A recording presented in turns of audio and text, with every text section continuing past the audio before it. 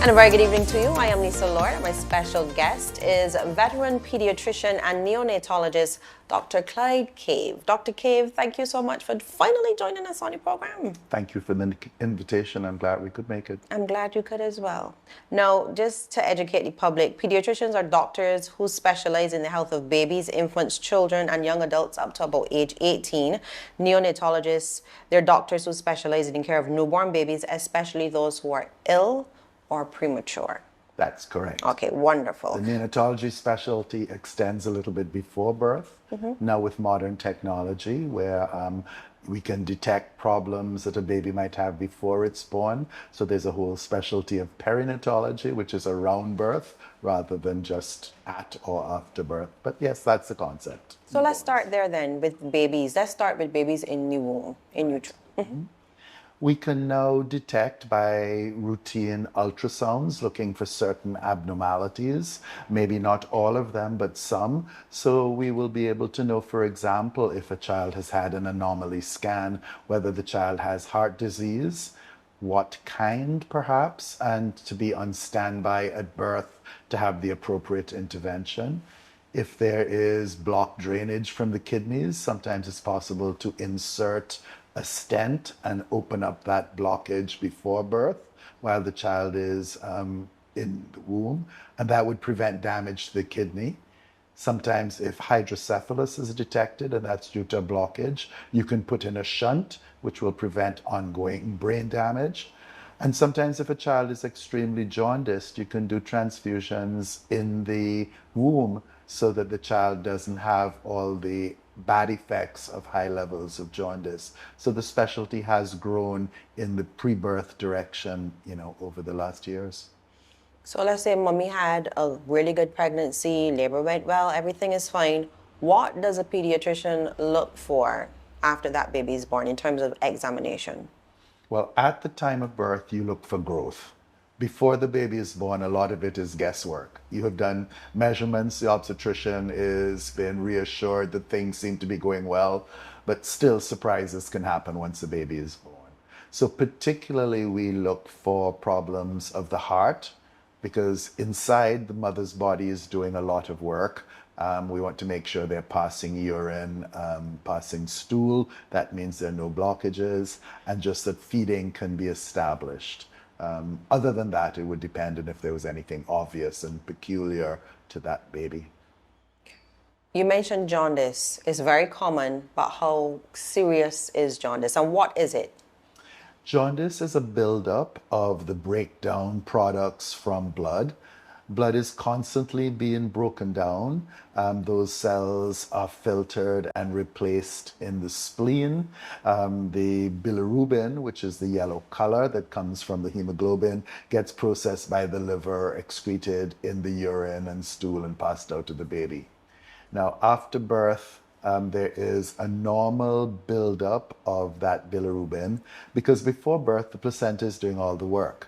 So the baby may have problems with dealing with bilirubin and would never know until they're own. And they're not at full capacity for bilirubin handling until after a few days. So there's usually what's called physiologic jaundice, which we don't worry about, because jaundice is only a problem if the levels get to be extremely high, which is why if the baby is jaundiced and in hospital, they're taking measurements. And if it's in the safe zone and the baby gets older and is feeding, it's not going to be a problem.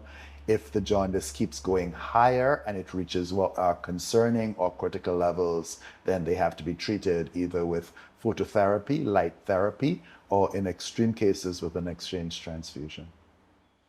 I want to stick on babies in the womb for a second. Sometimes babies that are overdue might have their first stool in the womb, and that can cause issues. Tell us about that. Well, as the whole baby matures and the various systems mature, it's more possible for the baby to have a bowel movement, especially if it's stressed. So premature babies, even if they're really stressed by something going wrong before the pregnancy, don't evacuate their bowels. But the closer to term, and especially post-term, that happens. Now, just having a bowel movement makes for a dirty baby, but not a very sick baby. But if the baby passes its stool because it's under distress, not getting enough blood flowing through the umbilical cord and the placenta, in addition to opening its bowels, what happens is that baby starts to struggle and gasp for air. And in gasping, they inhale their stool, and then that causes pneumonia and difficulties in oxygenating and getting blood flow to the lungs after the baby is born. And that consequence can be very serious. So it depends on if the baby has gasped and that stool has gone into the lungs. If it's just on the outside, a bath. How often does that happen? Meconium passage is fairly common, especially if the baby is at term or over term. The actual aspiration is something that we worry about because it's serious. It really is not that common, but you don't know until after you have done the resuscitation. That's why we like deliveries to be in a facility where there is a pediatric team who can be on standby to deal with that, because sometimes you're not aware of it until minutes, seconds before the actual delivery or immediately afterwards. Now, you said that's why you like babies to be born in a facility. However, I'm getting from you, and I know you liaise with your obstetrician gynecologist colleagues. Do you get women opting for home births? Yes, it's a request. As a pediatrician, our training is to look for the unusual, the rare things that can happen. And if you know something can happen, you want to be able to intervene. The facilities we have on hand in hospital to make an immediate difference are not available in people's homes. There's very little you can do if you have one of those severe emergencies other than pack up and run.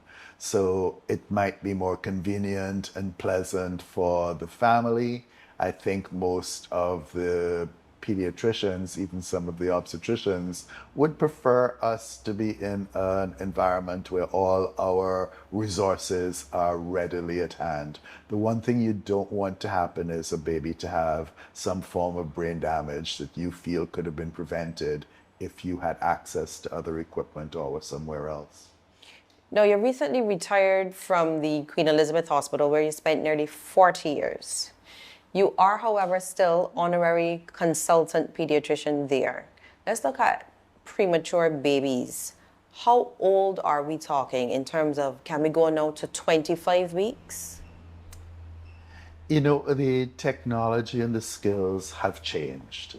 When I came back to open the NICU in 1990, we didn't have the facility to ventilate all the premature babies who needed it. And the old definition of viability was 28 weeks. Now, a 28-weeker, which is 28 weeks from conception, so that would be 12 weeks early, most of those babies will do very well because of what we're able to provide. There'll always be outliers who have something in addition to just the prematurity. But we were able to get ventilators and incubators, train a staff of doctors and nurses. And the limits of viability worldwide have gotten closer and closer to conception, shall we say, more to the beginning end. Some of the world definitions now, if they use a time, are at 20 weeks. But 20-week babies don't usually survive or survive intact. But you have to have a line for where you start active treatment or where you don't start it, because it's a continuum between babies who are not viable and it's a body's miscarriage and babies who are early and you want to support with everything. And it's not just about survival, it's about providing support to babies who will turn out not to have handicaps that were caused by or allowed by the actual interventions. The general rule is that when a baby is premature, it stays in hospital pretty close to when it's, say, 36 weeks. So if a baby is born at 26 weeks, and we have lots of 26-weekers who are surviving, that means they're going to be in hospital for 2+ months with all the technology that's necessary to sustain them. But also when they're in the hospital, there's the possibility of infections and other acquired problems in addition to their prematurity. And what we're finding is sometimes babies born premature, because the body has realized there's something wrong with the pregnancy, the mother's health, the actual placenta and pregnancy apparatus, or the baby. So they have additional things to just prematurity. So all those premature babies have to be followed up long term for their development, because we know coming out of the womb where the baby is not exposed to sound, noise, light, touch, we have them in an incubator where they're having lines and blood being drawn, and the lights plays havoc with their body rhythms. We know that all of these are things that can have impact on learning and performance throughout that baby's life. So the idea is to minimize them in the nursery, but also detect them early and address them. What's the age of the youngest baby that you've dealt with? I certainly remember babies who were definitely 24 weeks and maybe a little bit younger than that. There is a little bit of an advantage to being born what we call dysmature, meaning there are problems in the pregnancy, so the baby hasn't grown as much as optimal, and it's almost as though the baby systems have had warning that the pregnancy is not going, so they mature a bit more, because we're really talking about maturity and not size. Right. I think the smallest one I remember was 500 and something grams at birth, and most babies lose weight at first, so they were under 400 grams, which is much smaller than a bag of sugar. Right. And that baby I remember because that baby turned out well. Right. Are you finding that we're having more premature births? It's been fairly constant. We have to define prematurity, which is less than 37 weeks, and now extreme prematurity, because a baby at 35 or 36 weeks, well, technically premature, yeah, exactly. a little bit. Yeah. We don't really consider that they're going to be at particularly high risk unless there's something else. Okay. Let's move into some common childhood conditions. Differentiating between a bad cold and the flu in children. Okay. A cold is a runny nose and no systemic symptoms.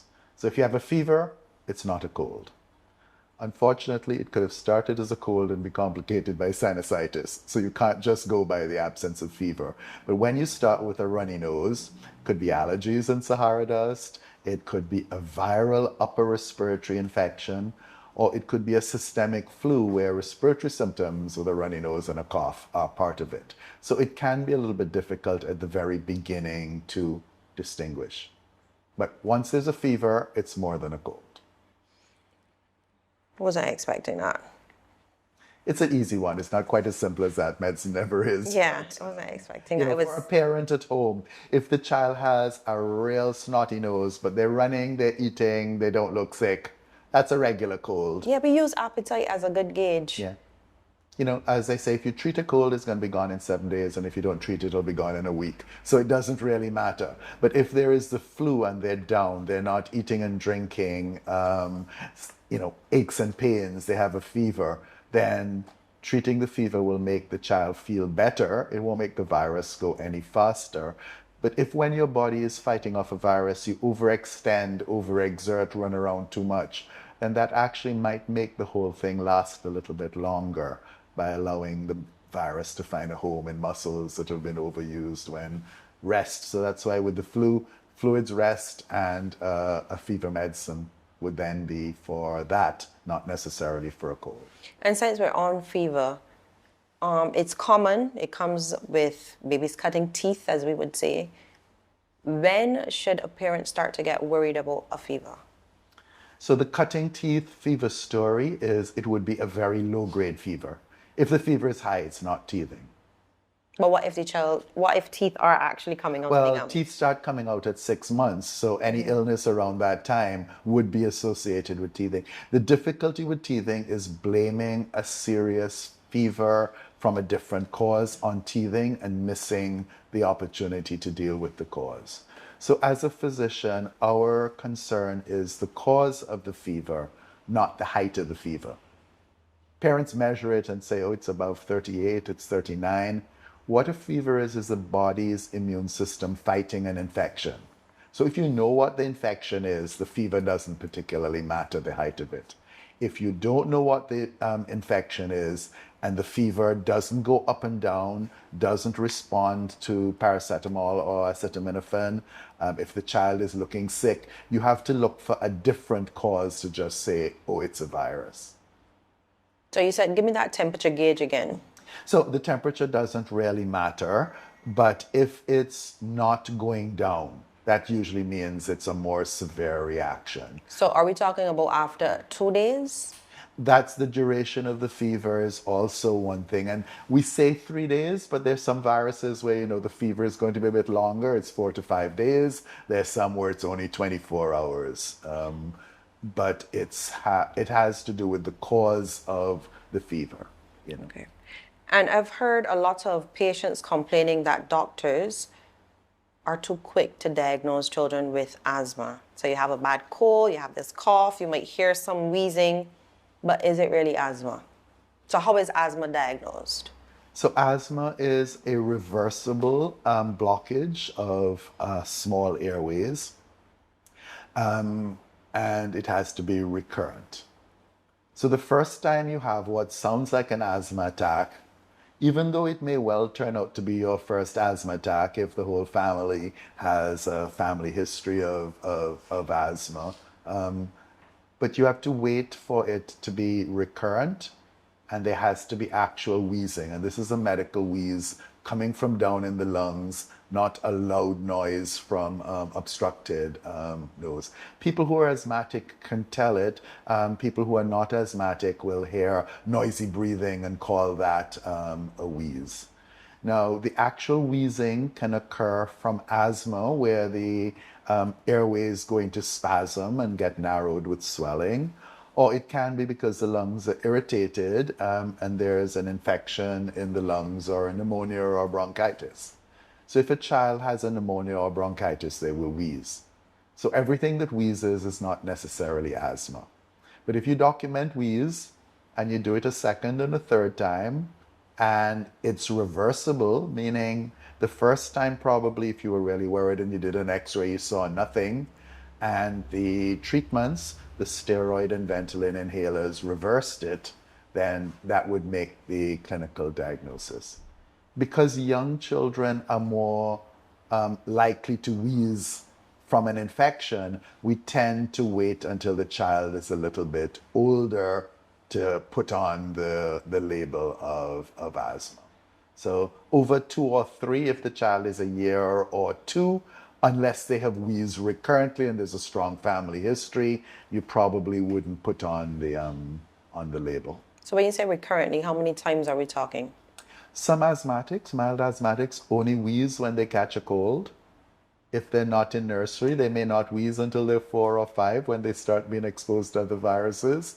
If they go into daycare early, then you might start seeing more and more episodes of wheezing, and you can diagnose it easier.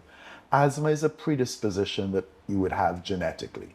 There are some people who sort of acquire asthma from infections in the lungs at an early age.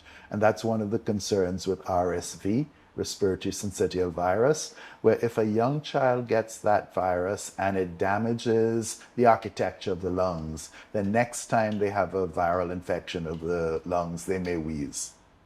The treatments are very similar. It may be just semantics, but not all asthma is on an inherited basis, though most of it would be. Are you diagnosing more children now with asthma than 20 years ago?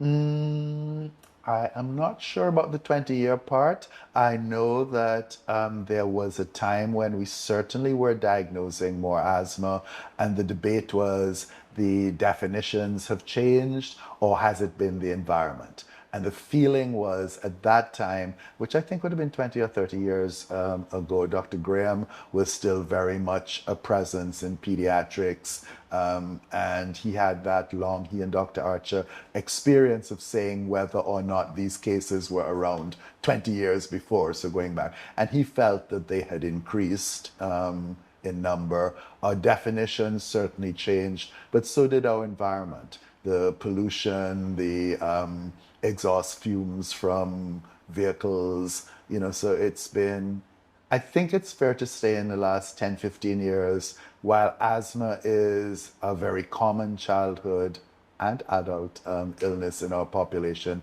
we haven't been seeing a big increase, I don't think. Okay. And since you mentioned environmental factors like pollution, Saharan dust, let's look at allergies. Asthma and allergies have a kind of correlation where there seems to be a genetic predisposition. It's called atopy. And I think there's some studies that say about 20-25% of our population are atopic, which means they are prone to an overactive immune response. Now, you have to be sensitized. And atopic individuals may get asthma, but they may get eczema as their manifestation. They may get sinusitis and allergic rhinitis, migraine headaches. Sometimes they're more colicky as babies. Mm-hmm. So not everybody has the same manifestations. The food allergies are generally quite rare. Food sensitivities are another matter where there's an intolerance, often to milk products in our population, but that's not the same as a milk allergy. A milk allergy in a baby would be giving you diarrhea with blood, not growing, severe problems, whereas lactose intolerance would be, at the beginning, gassiness, flatulence, loose stool, going on to be more and more diarrhea-related episodes with milk consumption. And the treatment for food allergies has evolved over the last years. When peanut allergies became, dare we say, fashionable, and we removed peanuts from everywhere, things actually got worse. So the current feeling is you do not avoid peanuts, you control the dose so that they actually become more tolerant of it as you get older. Is there any one allergy in particular that stands out more than the others? We always worry about the life-threatening ones, and those are very individual. High on the list would be seafood allergies. Peanut allergies are a real thing for those that are sensitized and have had the reaction before. The problem with manifestations of allergies is you have to be sensitized. So you start off with mild reactions and they get more and more severe. So you don't want to ignore, the tingling in the mouth from shrimp. And then 2 or 3 shrimp meals later, you're having complete blockage of the throat and you can't breathe because it got progressively worse. So you do have to take it seriously and have a strategy, guidance with an allergist as to how we're going to address this. You have to carry an EpiPen for those unpredictable times when it comes on very quickly and severely, and you can deal with it while looking for medical care. But the problem with allergies is that for most people, you find out when you've already had that piece of shrimp or that peanut. Is it a case, therefore, where all children should be screened for allergies because your body's still changing, you're still growing? The screening is not particularly good because you have to be sensitized. So even if you have a tendency to allergies, but you've never been sensitized, your body hasn't started to react with it, you're not going to find it. So you have to be guided by the symptoms. Usually it happens in families where other people have allergies, so they're aware. Okay. Well, Dr. Cave, still a lot more to discuss. Stay with us. You're watching One on One. Keep it clean, keep it green. Barbadians, we invite you to get involved and play your part as we clean and green Barbados. Come into your community with media launches, bulk waste collection exercises, community engagement sessions, and giveaways. Get on board. Let's keep Barbados clean and green. Beautiful, beautiful Barbados.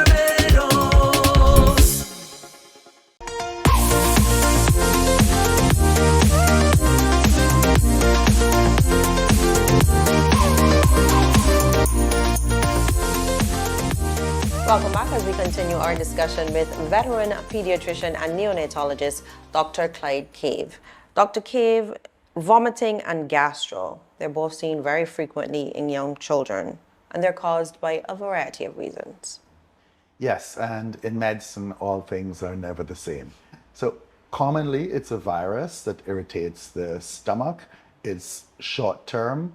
The big problem is not so much what's causing it, it's the complication of dehydration from it. If you're just vomiting, you're probably not going to dehydrate as quickly as if you have profuse loss in diarrhea. And if you're doing both together, you're losing and not replacing, then it's a concern. So it's a matter of degree. Now, the cause of vomiting and diarrhea, while we usually think of it as a viral infection, it could be from an intestinal obstruction in rare cases where you'd have vomiting. The clue medically would be not diarrhea, although you can have that for a brief period initially, but you wouldn't be passing air or stool, implying that there is an obstruction. It can be something else related to the bowel, like appendicitis, that can present initially as vomiting and diarrhea before you get the abdominal pain and the tenderness on the right side that people are particular about. So again, all that vomits is not gastro. All diarrhea is not gastro. There are other causes.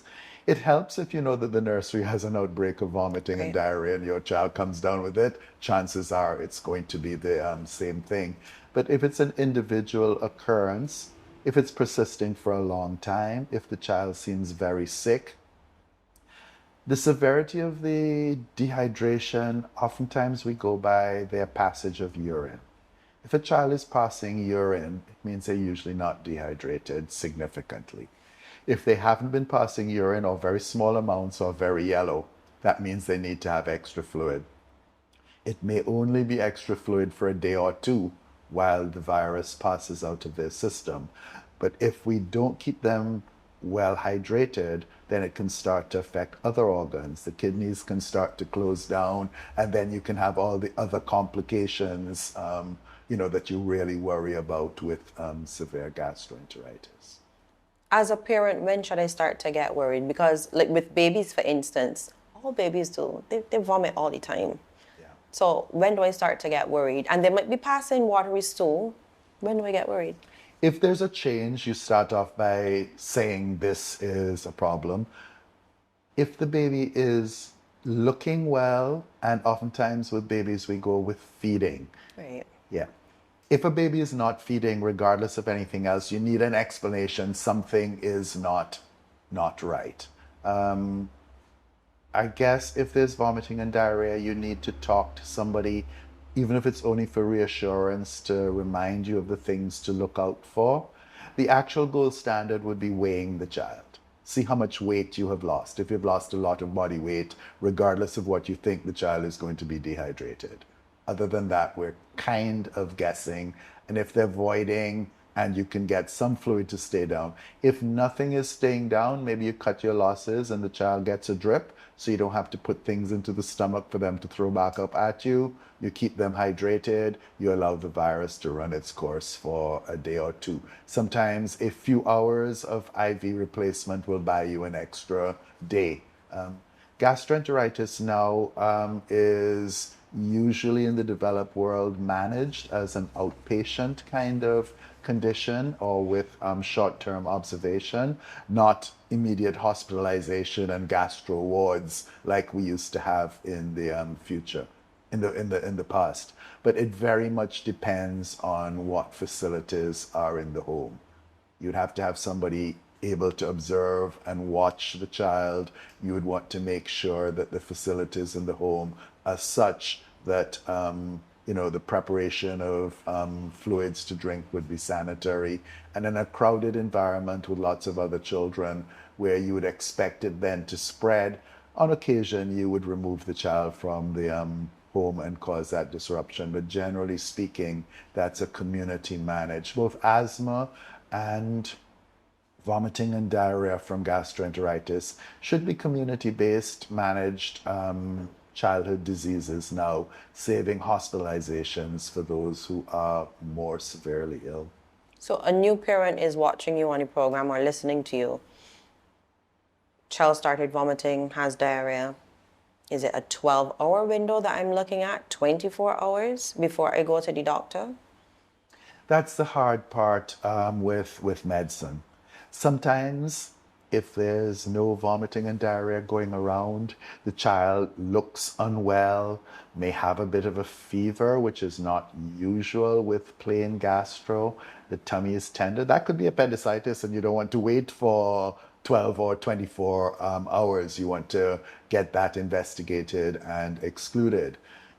If everybody else in nursery has been having vomiting and diarrhea, the child has been vomiting for a day, but that has stopped. The diarrhea is now starting, but you're getting them to drink some and they're passing urine. You've got time. You just need to have that child assessed, whether that's by a knowledgeable family member and a granny, whether that's in a well baby clinic at a polyclinic, or ultimately by a pediatrician. For new parents, they have to find somebody they trust who has experience with childcare. And that's gotten a lot more difficult as the traditional people were the grannies and the aunties, but they're still out working with full lives of their own, may not be in the same household with the child or available to see the changes. So yes, having somebody who is accessible, who they are confident in, and who will take the time to examine the details, because no two vomiting children would be having the same kinds of complications. Outside of vomiting and gastro, how often do you see children coming to you with dehydration? They're simply just not getting enough fluids. Very rarely, because children will find a way to drink, even if they're notoriously bad eaters.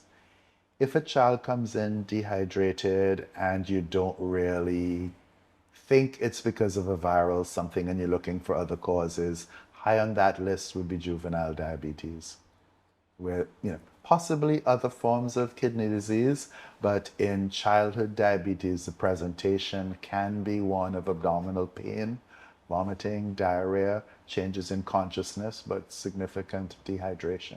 Okay, and I want to come back to the lifestyle diseases in children a little later, but looking at this diabetes, childhood diabetes, is not a lifestyle choice. It's a disease where the pancreas stops producing insulin or decreases significantly. The acquired fading of the pancreas is the lifestyle associated with obesity and other factors choice. Okay. So the childhood diabetes tends to be more dramatic and sudden in its appearance, whereas the, type 2 diabetes, more gradual. Right. I guess that's how we've labeled diabetes over the years. Thank you for clearing that up. So moving on to whooping cough. Should have been one of the eradicated diseases. Talking about whooping cough, we're specifically talking about pertussis, which is a specific virus.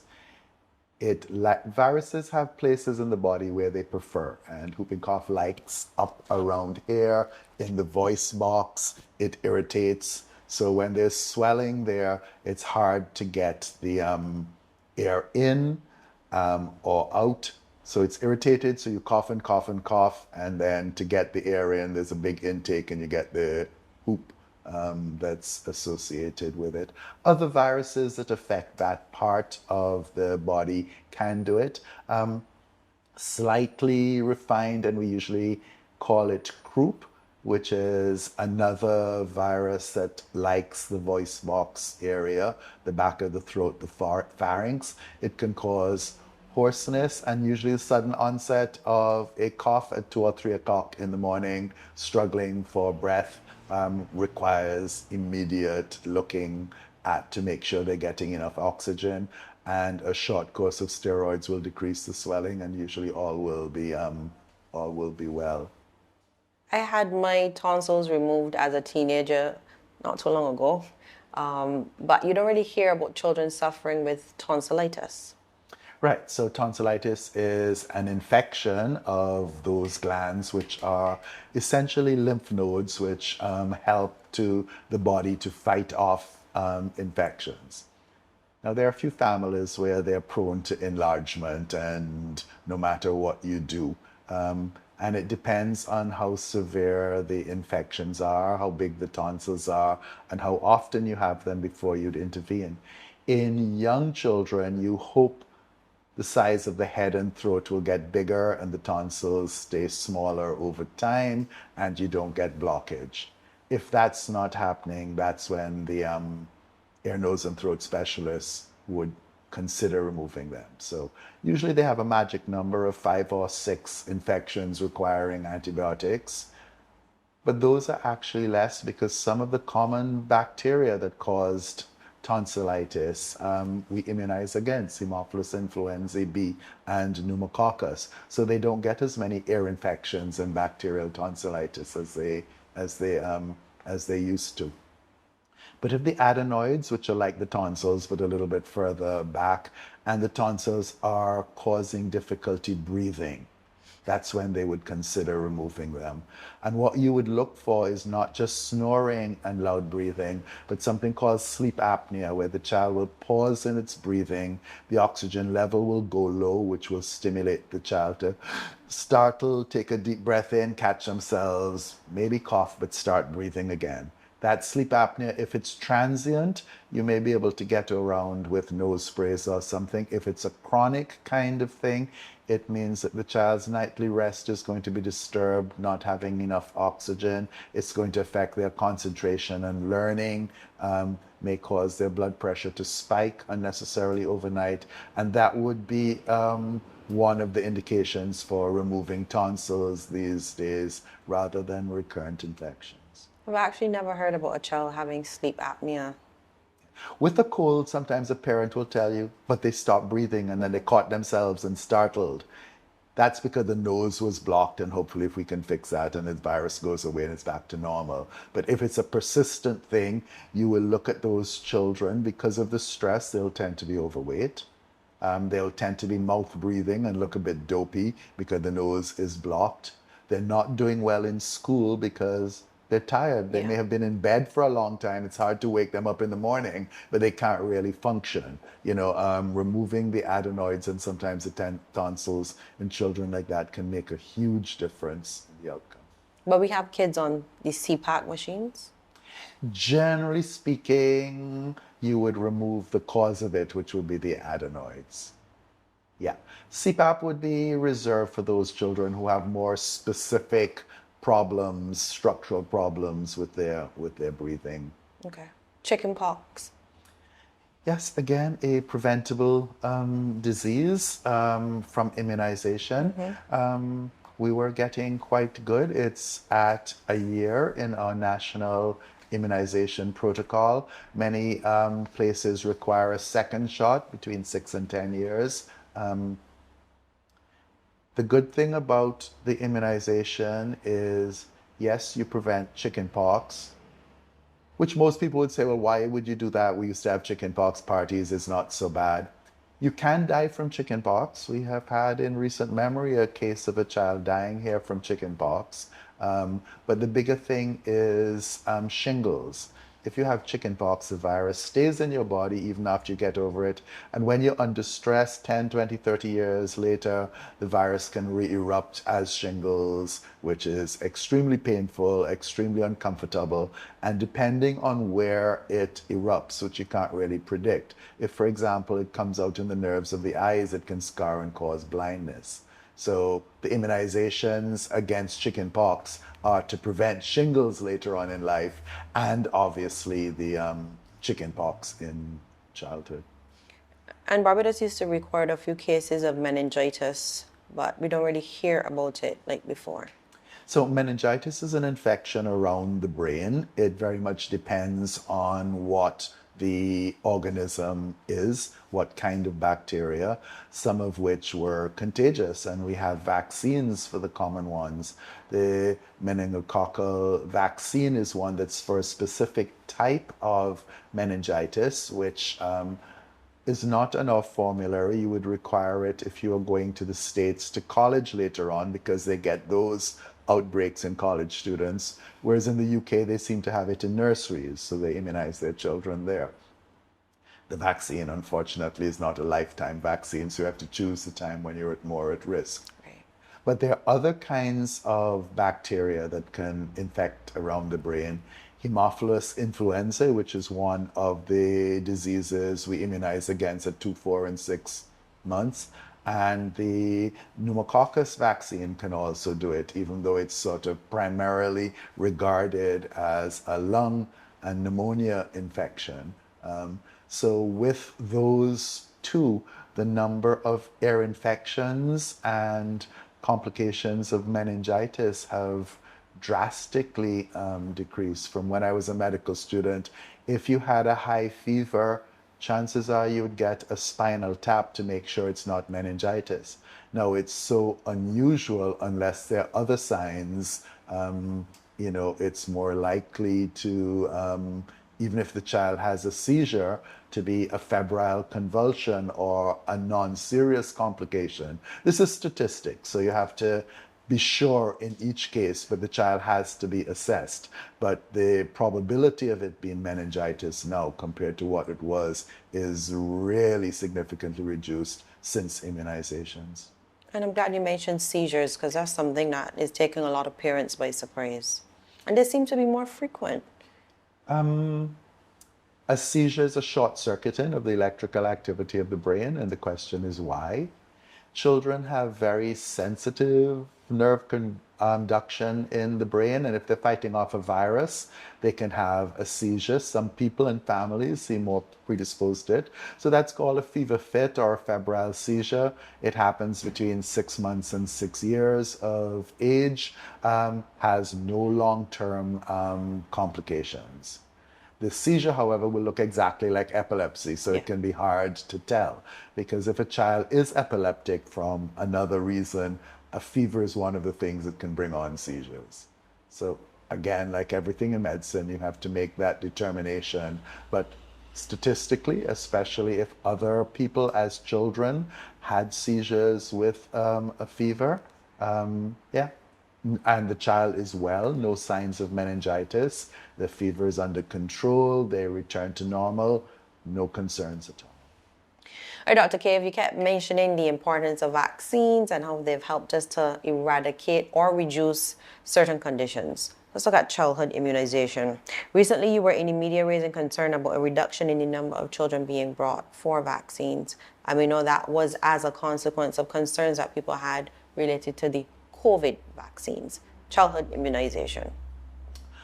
I'm not sure it was all related to concerns about COVID, because we were starting to see a decline in vaccination of children even before COVID, not as rapidly as during COVID.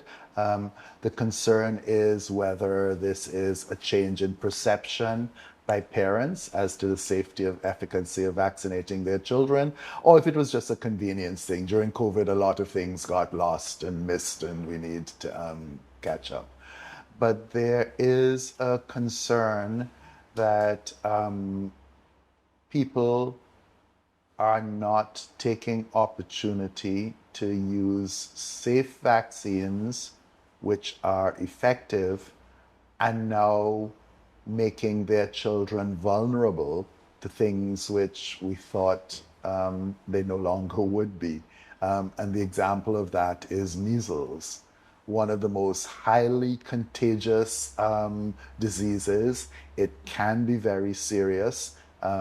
It spreads really quickly and easily. So if you have 10 people in a room and one person comes in for a short period of time, 9 of those 10 are going to come down with it, as opposed to some of the other viruses where it might be 2 or 3 and the whole thing would be shorter.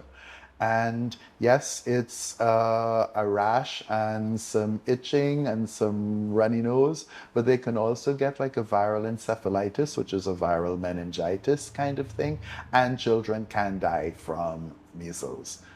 And when you have a vaccine where when all children are vaccinated from it, it stops that cycle of spread, in its tracks, one severe complication is one too many.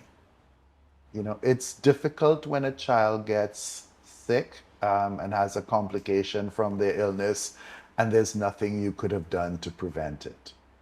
When there is something that has been tried and tested for years, all of us have had the MMR vaccine. The whole population was protected because the few who couldn't or didn't have it would be unlikely to be exposed because everybody else would stop the transmission if it came in. That's not the situation we're finding ourselves in now. And as a tourist economy where we have people coming in, and in a world situation where there are outbreaks in the United States as well as in the United Kingdom, and with our vaccine coverage from measles, mumps, and rubella going down, it's a matter of time before we have an outbreak of measles. Now, the first measles shot is at a year.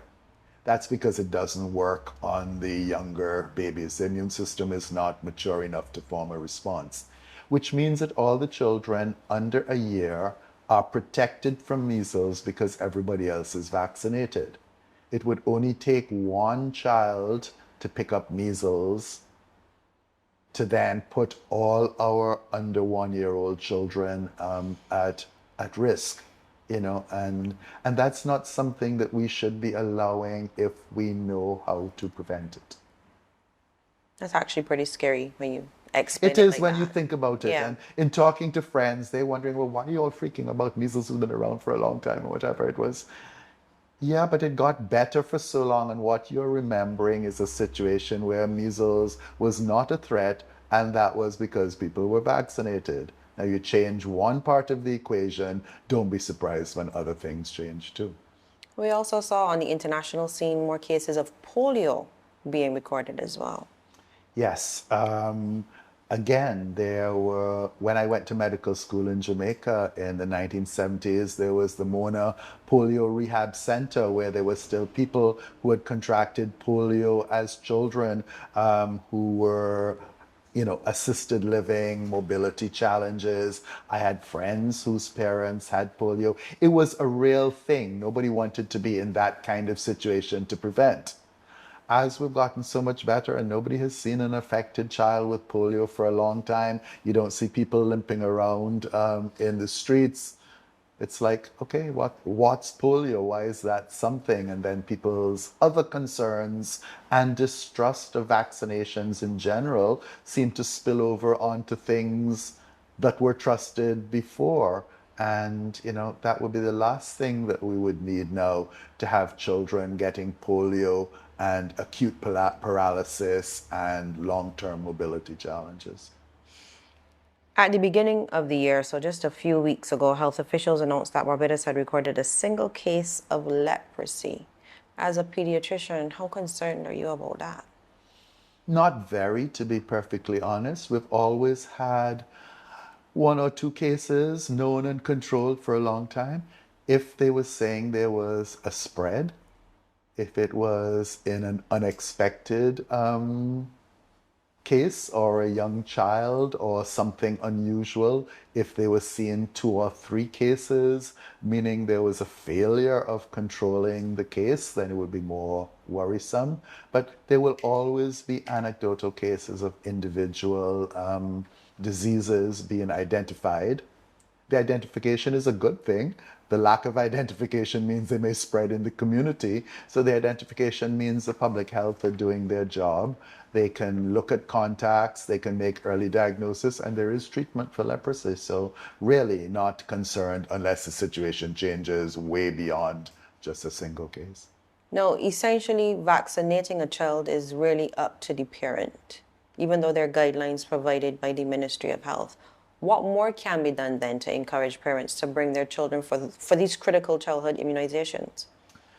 That's really an interesting question because it comes down to the rights of the child, the rights of the parent.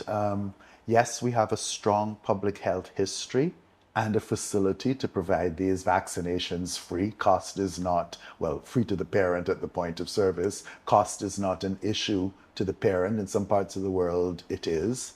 Accessibility is not a problem in parts of Latin America where there are long distances to travel, where the vaccine cold storage chain can be difficult to maintain. Lots of things that we have worked on and overcome over the years.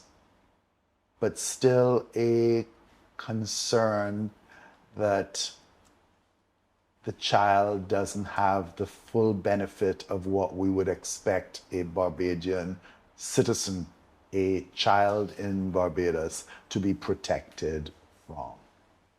We do have a safety net where all children are required to go to school, and entry into school, you have to be immunized unless you have a special dispensation not to be immunized. But it gets back to that whole balance between individual rights and the rights of the society. What's best for the individual and what's best for the group. And it seems that things have shifted from concern for us all to my or my child's individual rights. And those rights may be an informed parental position or an uninformed parental belief. And I think that's where we are going to have to try and make headway to recapture that trust, both through reasoning, which you can address with scientific argument, but also with belief, which is a more nebulous kind of thing. People have beliefs that may not be amenable to any kind of argument, and that's where we have to have very strong guidelines so that the belief of a parent doesn't put that individual child, or even more so other children, at a higher risk. Dr. Kim, based on what you've just explained, have you ever had a patient come to you who's never been vaccinated? I'm trying to understand what kind of issues would you have seen in that child? Sometimes none, and that's the difficulty because we're dealing with probability. If that child was an environment where everybody else was vaccinated, they would be at very little risk because they wouldn't be exposed. If they travel, and that, for example, is before we started doing routine chickenpox vaccinations. We didn't have a lot of chickenpox necessarily circulating here all the time. But what would happen is those children would go away on a swim team to a meet, and then one person get it, and by the time they came back, the whole team would be down with it, spreading on to their families. So an individual would carry a small amount of risk depending on their exposure. So it's possible they could go through their life and never have an adverse effect, but it's also possible that they could contract a severe disease that other people would be prevented from having. And in contracting it, they would then be potentially able to spread it to vulnerable people who are not able to be immunized because of their age or because of their health status. Children with childhood cancers, for example, are not necessarily able to have the full immunization schedule depending on what age they started their treatment and what kind of cancer, those kinds of things. Well, pediatrics is a very broad area to cover. This is actually only part 1, Dr. Cave, so thank you for consenting to stay for part 2. Join us next Sunday as we continue our discussion with veteran pediatrician and neonatologist Dr. Clyde Cave. I'm Lisa Lord. Thank you so much for watching.